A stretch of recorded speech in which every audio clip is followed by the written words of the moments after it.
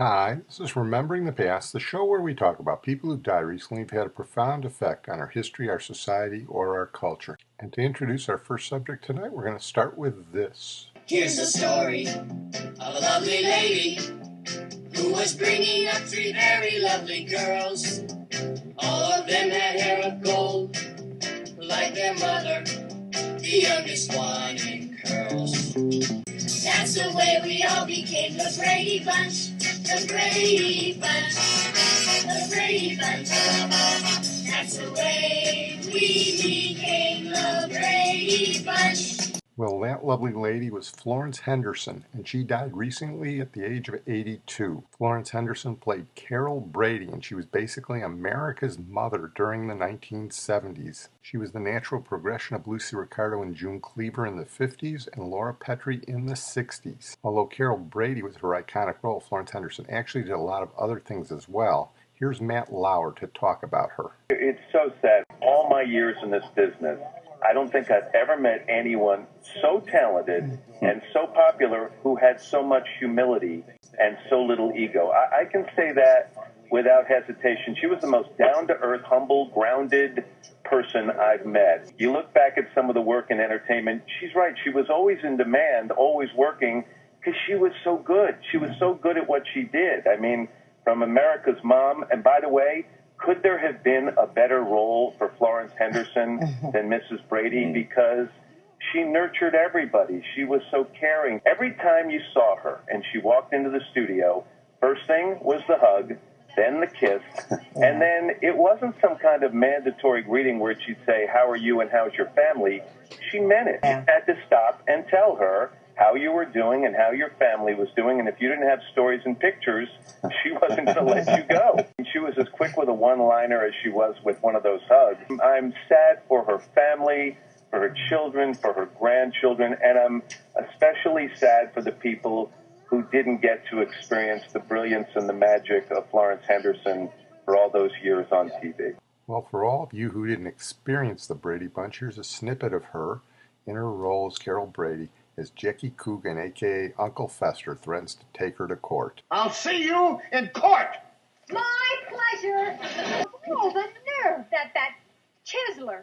Well, he's obviously trying to use the accident to get a whole lot of other repairs done in his car. Well, Mike, do you think he really means it about taking me to court? Yeah, I think he means it all right. Mom, Dad, can we talk to you for a second? We heard what you said. Would we have to go to court too? Yes, you might. Oh, Mike, you don't really think they'd have to go to court, do you? Honey, they were witnesses. That's perfectly legal. Cool. Well, honey, there's nothing to be afraid of. All you have to do is tell the truth. We do? Of course, especially in court. The exact truth? Say, listen, what's going on here? Well, before we go to court, we think you ought to know something. What's that? Well, maybe the accident was Mom's fault. My fault? We didn't see you look back, just like the man said. Are you sure? We're sure, Dad. Sorry, Mom. Look, you two run on upstairs and go to bed. It's your bedtime, okay? Say goodnight. Good night. Good night. Gee, Mike, I don't know what to say. Honey, now listen. Are you sure you looked before you... Well, now, wait a minute. Maybe you just think you did. Honey, I am positive I looked back. Well, how do you explain the kids? I can't. Mike, what am I going to do? Mr. Duggan's going to take me to court, and my own kids are going to have to testify against me. Marcia. Well, Florence Henderson also did a lot of other stuff, a lot of theater. She was a lead in a lot of touring company roles of the great Broadway musicals. She created a very good voice. Later in her career, she did Wesson commercials, and she was on Dancing with the Stars. And starting in the 1990s, every year she would sing God Bless America at the Indianapolis 500. Ladies and gentlemen, it gives me great deal of pleasure to introduce a woman whose presence here has become a race day tradition. Here to perform God Bless America. Ladies and gentlemen, welcome Miss Florence Henderson.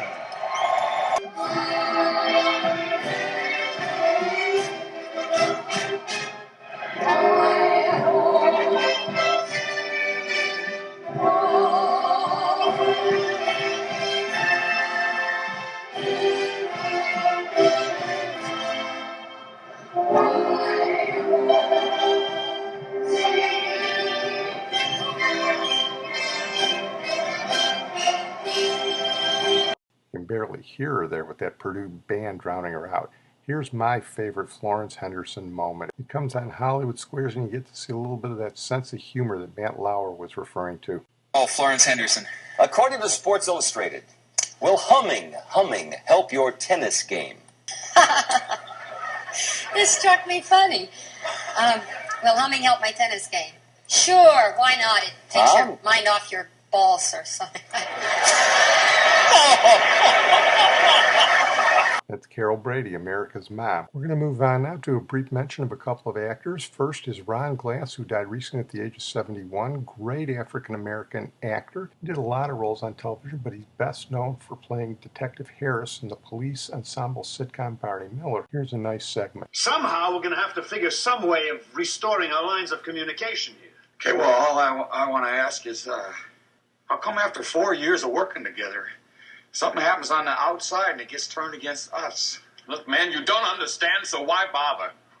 Well, maybe I can understand. I never thought of you as black. See? Well, I thought of you as a man. I thought of you as a friend, as a partner. If you want me to think of you as black, okay, fine, whatever you want. But just let me know, so I don't go offending you when I don't even know I'm offending you. May I say something? Dietrich. Semantics is my life. What I'm saying is, I think Harris understands the intent. Maybe we're just not saying it properly. Possibly. I just never thought we'd have to say it at all. It's been a bad day. There may be more. There will be more. We can handle it. Thank you. You're welcome. You see? Communication. Nice talking to you. My pleasure. For my money, the best thing Ron Glass ever did was one of his first appearances on television in a 1973 episode of All in the Family called Everybody Tells the Truth, one of the best episodes. It's a Rashomon thing where he and Ken Lynch, another one of my favorite actors, are refrigerator repairmen. In Archie's version, Ron Glass is a militant Mau with a huge afro. And that colored guy walked in and stepped all over me. Hey, what you trying to do, man? Freeze a dude to death out here? No, I'm sorry. I know it gets cold out there on the stoop. Come right in, please. Come right in. Now, let me see, gentlemen. Is the time what, 6:30? What do you mean, 6:30? It's 10 after 6. You're trying to do us out of 20 minutes time. No, I beg your pardon. My watch is first. Hear that, Jackie? All alike. All trying to get something for nothing. Well, he gets nothing from us, man. You best tell the dude this house call gonna cost him 32 bills for opening. And $16 for every 5 minutes after the half hour. Got the tools, Jackie? Oh, yeah, I'll go get the tools. And I'm going to take my time getting. In Mike's version, Ron Glass is a step and fetch it. What are you doing here tonight when I'm working, John? Oh, Mr. Buckle, we ain't had a meal break all day. Please, let me. Raise your hands to me.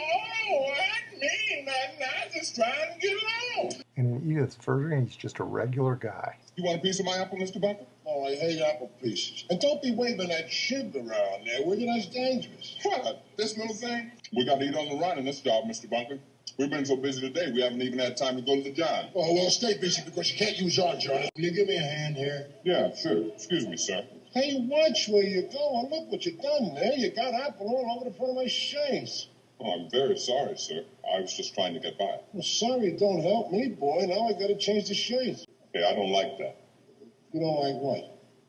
You call me boy. I'm not a boy. I'm a man. Well, no, boy. You're a man. I'm a man, too. Jeez, I don't go around making a point of it. You never had to make a point of it. Good actor. Another good actor who died recently was Fritz Weaver, who died at the age of 90.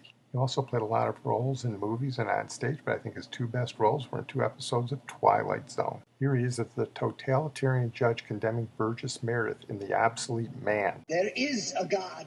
You are in error, Mr. Wordsworth. There is no God. The state has proven that there is no God. You cannot erase God with an edict. You are obsolete, Mr. Wordsworth. Lie. No man is obsolete. You have no function, Mr. Wordsworth. You're an anachronism, like a ghost from another time. And here he is explaining to his family an impending nuclear war in Third Planet from the Sun. Everybody's afraid. Everyone, Dad. Why? People are afraid because they make themselves afraid. They're afraid because they subvert every great thing ever discovered, every fine idea ever thought, every marvelous invention ever conceived.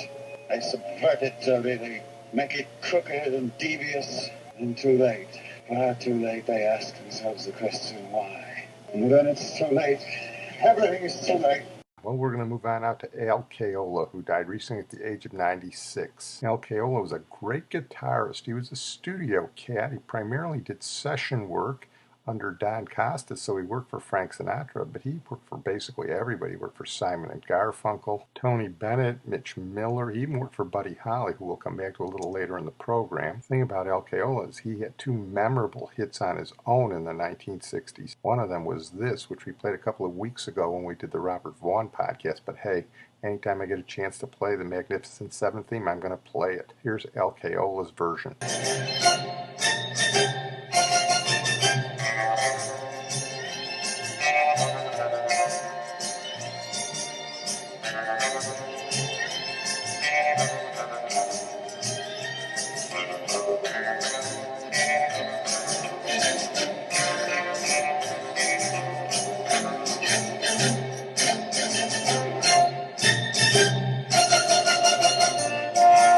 I think he picked up some of that twangy guitar thing from Duane Eddy. That was great, but it wasn't his biggest hit. Here's his biggest hit. This is the theme song to the most popular TV show of the day. Hey, All for One and One for All. This is the theme song to Bonanza.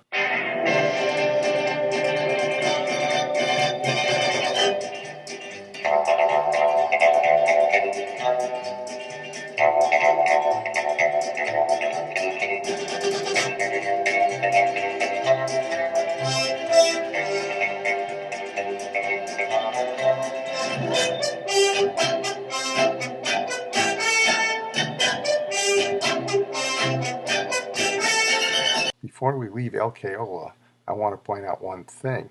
My favorite Glen Campbell song is Galveston, written by Jimmy Webb. And on Galveston, Glen Campbell selected Al Caiola to do the guitar finish. And if Glen Campbell was asking you to do the guitar on one of his songs, you must be good, because Glen Campbell knew guitars.